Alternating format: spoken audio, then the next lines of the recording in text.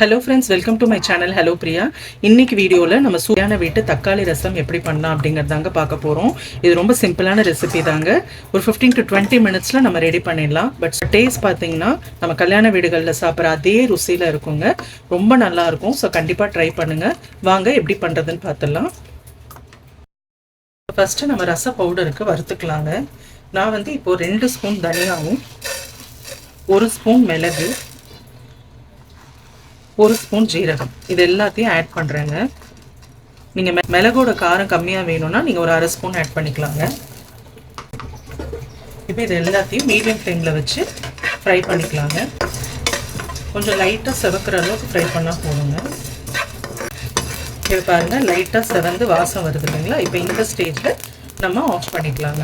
இப்போ இதை வந்து நம்ம ரொம்ப பவுடராக அரைக்கக்கூடாதுங்க, கொஞ்சம் கோஸாக அரைச்சிக்கணும். இப்போ ரசம் செய்கிறதுக்கு நான் ஃபஸ்ட்டு இது மாதிரி ஒரு பேன் வச்சுருக்கேங்க. இப்போ நான் ஒரு 4 தக்காளியை நல்லா மசிச்சு எடுத்துகிட்டு வந்திருக்கேங்க. உங்களுக்கு மசிக்க முடியலன்னா மிக்சியில் போட்டு 1-2 நீங்கள் அரைச்சிக்கலாங்க. இப்போ இதை இதில் ஆட் பண்ணிடலாம். இப்போ ஒரு லெமன் சைஸ் புளியை ஊற வச்சு அது வடித்து எடுத்துகிட்டு வந்திருக்கேங்க. அதையும் ஆட் பண்ணிக்கலாம்.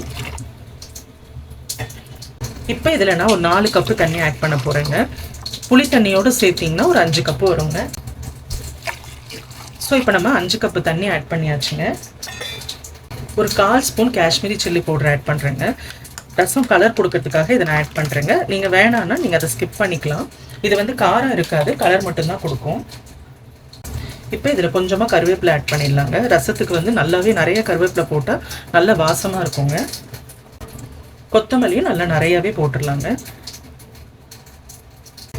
இப்போ இதை லைட்டாக கலந்து விட்டுட்டு இது நல்லா கொதி வரட்டுங்க. அதுக்குள்ளே நம்ம வறுத்து வச்ச மசாலா ஐட்டங்களை நம்ம அரைச்சி எடுத்துகிட்டு வந்துடலாங்க. இப்போ பாருங்கள், நான் வறுத்ததை அரைச்சி எடுத்துகிட்டு வந்துட்டேன். இந்த மாதிரி கோஸாக அரைச்சிக்கோங்க, குறைன்னு ரொம்ப நைஸாக அரைக்கக்கூடாது. இப்போ நான் ரசத்துக்கு ஒரு 4 பல்லு பூண்டும் ஒரே ஒரு பச்சை மிளகாவும் போட்டு இடிச்சுக்க போகிறேங்க. இடிச்சுட்டு நம்ம அதில் ஆட் பண்ணிக்கலாம். இப்போ பாருங்கள், இந்த மாதிரி இடிச்சுக்கணுங்க. ஸோ ரசம் இன்னும் கொதிக்கலைங்க, கொதி வர ஸ்டேஜில் இருக்குது. இப்போ இந்த ஸ்டேஜில் நம்ம இடித்து எடுத்துகிட்டு வந்து பூண்டையும் பச்சை மிளகாயும் ஆட் பண்ணிடலாங்க. ரசம் வந்து கொஞ்சம் நேரம் கொதிக்கணுங்க. ஏன்னா புளியோட பச்சை வாடை போகணும், தக்காளியோட பச்சை வாசனையும் போகணும். போனால் தான் வந்து ரசம் நல்லாயிருக்கும்.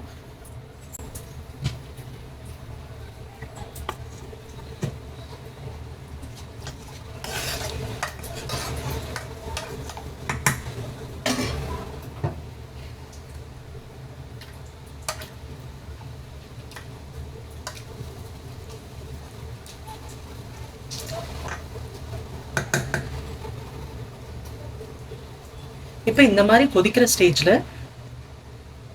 இப்போ பாருங்கள், ரசம் ஒரு 5 நிமிஷம் நல்லா கொதிச்சிருச்சு. இப்போ நான் சும்மா ஒரு சின்ன கப்பில் பருப்பை வந்து நல்லா மசிய வேக வச்சு வச்சுருக்கேங்க. இதை ஆட் பண்ணிடலாம். பருப்பை ஆட் பண்ணிவிட்டு நம்ம பொடிச்சு வச்சுருக்கிற ரச பவுடரை ஒரு 2 ஸ்பூன் நம்ம ஆட் பண்ணிக்கலாங்க.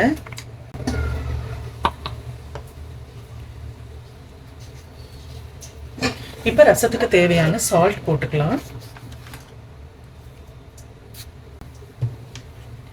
இப்போ ரசத்தை தாளிச்சுட்டு நம்ம நுரக்கட்ட விடணுங்க. இது மாதிரி ஒரு தட்கா வச்சுக்கோங்க. வச்சுட்டு கொஞ்சமாக எண்ணெய் ஊற்றிக்கலாம்.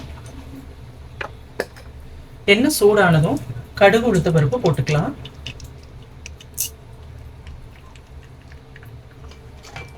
இப்போ பாருங்க, கடுகு உளுத்த பருப்பு பொரிஞ்சிருச்சு. இப்போ கொஞ்சமாக கருவேப்பிலை போட்டுக்கலாம். ஒரு காஞ்ச மிளகாய், கொஞ்சமாக பெருங்காயத்தூள்.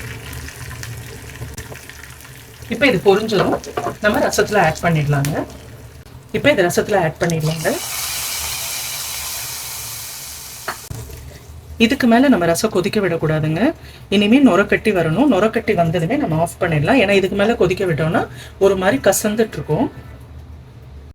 இப்போ பாருங்கள், ரசம் நுரக்கட்டி அப்படியே கொதிக்கிற ஸ்டேஜ் வருது. இப்போ இந்த ஸ்டேஜில் ஆஃப் பண்ணிடலாங்க. கொதிக்கக்கூடாது, லைட்டாக கொதிக்கிற ஸ்டேஜ் வரும்போதே ஆஃப் பண்ணிடலாம். அவ்வளோதாங்க, சூப்பரான கல்யாண ரசம் ரெடிங்க. இது ரொம்ப நல்லா இருக்குங்க. கல்யாண வீடுகளில் செய்கிற அதே ருசி இருக்குங்க. அவ்வளோ டேஸ்ட்டாக இருக்கும் ரசம். இதோட நீங்கள் உருளைக்கிழங்கு ஃப்ரையோ இல்லை வாழைக்காய் ஃப்ரையோ சேப்பங்கிழங்கு ஃப்ரையோ எது வேணாலும் வச்சு சாப்பிட்லாங்க. அவ்வளோ அருமையாக இருக்கும். ஸோ கண்டிப்பாக ட்ரை பண்ணுங்கள். ட்ரை பண்ணிவிட்டு எப்படி இருந்ததுன்னு கமெண்ட்டில் சொல்லுங்கள். வீடியோ பிடிச்சிருந்தா ஒரு லைக் போடுங்க. இது வரைக்கும் சேனலை சப்ஸ்கிரைப் பண்ணாதவங்க சப்ஸ்கிரைப் பண்ணுங்கள். நம்ம அடுத்த வீடியோவில் சந்திக்கலாம்.